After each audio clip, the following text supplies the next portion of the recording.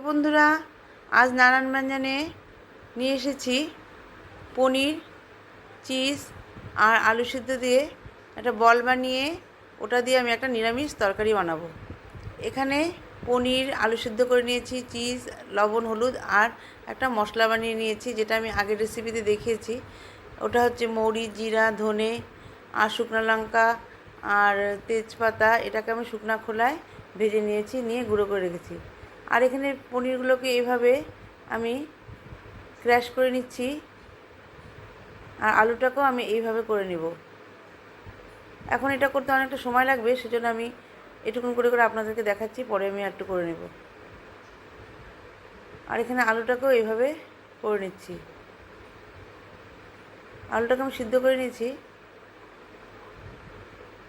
এইভাবে করে নেব সবগুলোকে।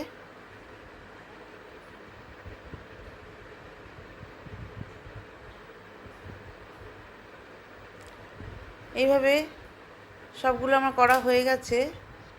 এখন আমি একটা বাটির মধ্যে নিয়ে নিয়েছি। এখন এগুলোকে আমি একটু লবণ, হলুদ দিয়ে মেখে নেব। এখন এর মধ্যে আমি একটু লবণ দিয়ে দিচ্ছি, স্বাদ মতো লবণ দিব, আর এই গুঁড়ো মশলাগুলোকে দিয়ে দিব।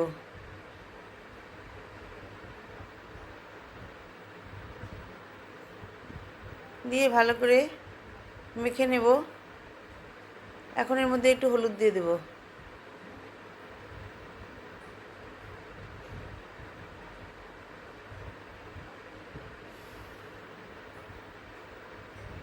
হলুদ গুঁড়ো দিয়ে দিলাম, দিয়ে এই মশলাটা পুরোটাই দিয়ে দিলাম, দিয়ে এখন ভালো করে মেখে নেব। ভালো করে মেখে নিচ্ছি।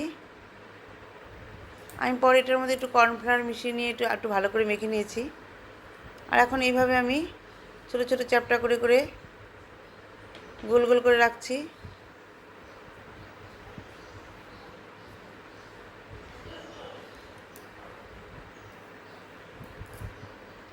এইভাবে গোল গোল করে রাখছি। এখন এর মধ্যে আমি ছোট ছোট চিজ ভরে দেব।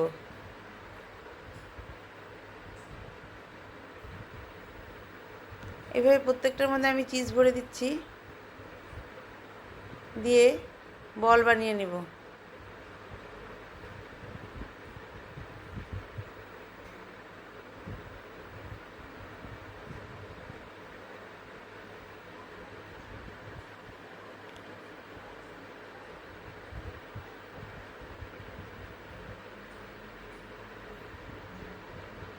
সবগুলোর মধ্যে ভরে দিচ্ছি এইভাবে।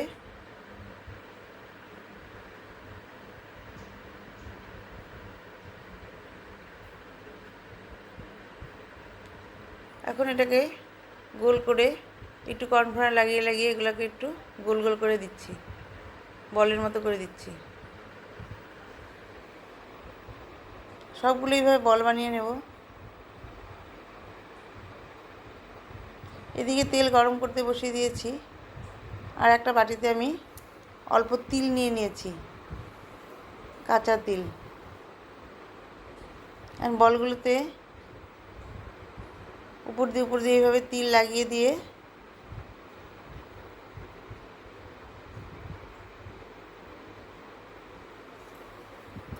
তারপরে আমি বড়াটাকে ভেজে নেব।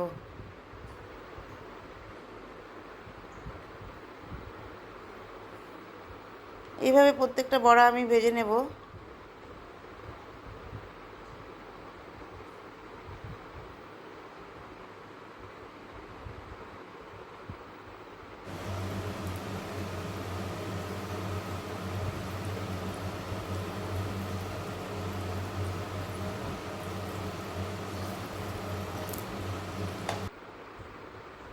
এর আগে কটা বড়া ভেজে নামিয়ে নিয়েছি।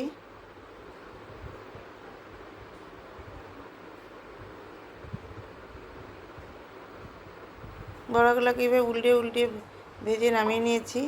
আর এখানে আদা আর কাঁচা লঙ্কা নিয়েছি, আর এখানে কাজু কিশমিশ, আর এখানে একটু টমেটো, এগুলোকে আমি সব পেস্ট করে নেব।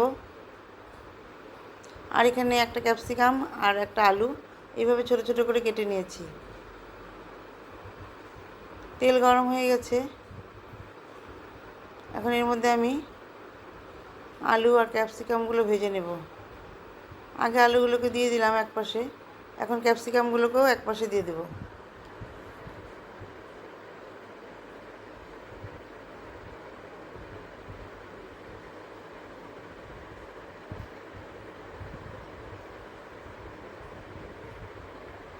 দিয়ে এইভাবে ভেজে নিচ্ছি।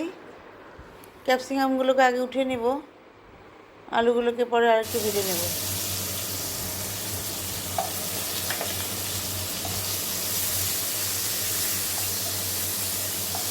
ক্যাপসিকামগুলো ভাজা হয়ে গেছে, এখন আলুগুলোকে একটু ভেজে নেব। ক্যাপসিকামগুলো উঠিয়ে নিয়েছি, এখন আলুগুলোকে লাল লাল করে ভেজে উঠিয়ে নিচ্ছি।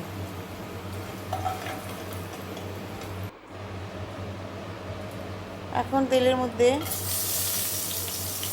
এলাচ, দারচিনি আর তেজপাতা দিয়ে দিলাম ফোড়ন দিয়ে এখন আদা, কাঁচা লঙ্কা আর কাজু কিশমিশের পেস্টটা দিয়ে দেব।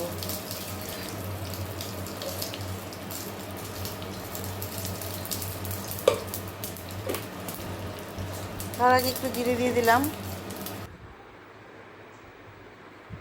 জিরে দিয়ে এখন আমি এই কাজু কিশমিশের পেস্টটা দিয়ে দিলাম আর আদা, কাঁচা লঙ্কা, আর এখানে টমেটো পেস্টটাও দিয়ে দিলাম। দিয়ে মশলাটাকে ভালো করে ভেজে নেব।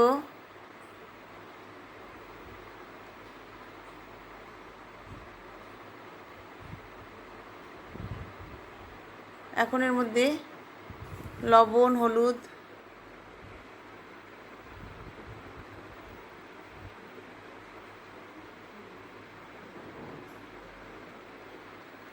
লবণ আর হলুদ দিয়ে ভালো করে মিশিয়ে নিব।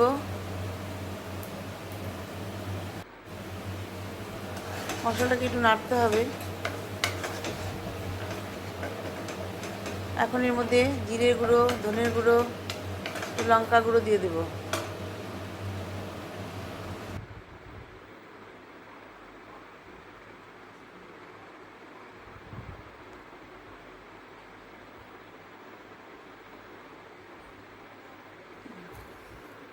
জিরে গুঁড়ো, ধনে গুঁড়ো আর লঙ্কা গুঁড়ো দিয়ে এখন ভালো করে মিশিয়ে নিচ্ছি। জিরে গুঁড়োটা আগে দিয়ে নিয়েছি, এটা স্কিপ হয়ে গেছে।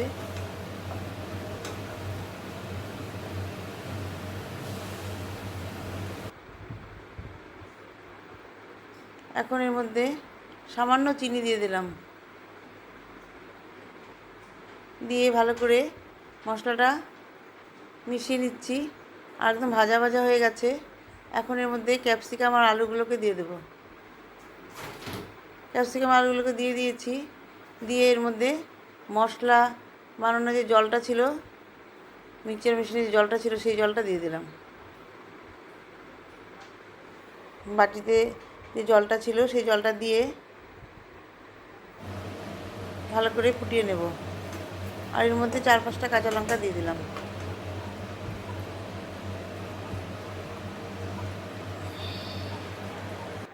কাঁচা লঙ্কা দিয়ে ভালো করে মশলাটাকে মিশিয়ে নিব। আর এখন এর মধ্যে 2 চামচ আমুল ক্রিম দিয়ে দিলাম।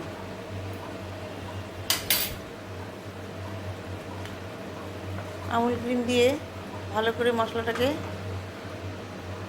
মিশিয়ে নিচ্ছি মশলার মধ্যে আমুল ক্রিমটাকে।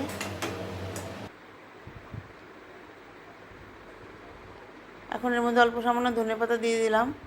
দিয়ে পরে আবার দেব। এখন মশলাটাকে ভালোভাবে নেড়ে দিচ্ছি। এখন এর মধ্যে বলগুলোকে দিয়ে দেব।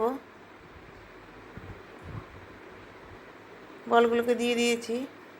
এখন একটু এর মধ্যে পরে আবার একটু ধনেপাতা দিয়ে দেব। যদি আপনাদের এই রেসিপিটা বানিয়ে খাবেন, খেতে খুব ভালো হয়েছিল, আপনারাও বানিয়ে খাবেন। যদি ভালো লাগে তাহলে আমাকে অবশ্যই কমেন্টস করবেন আর আমার পাশে থাকবেন।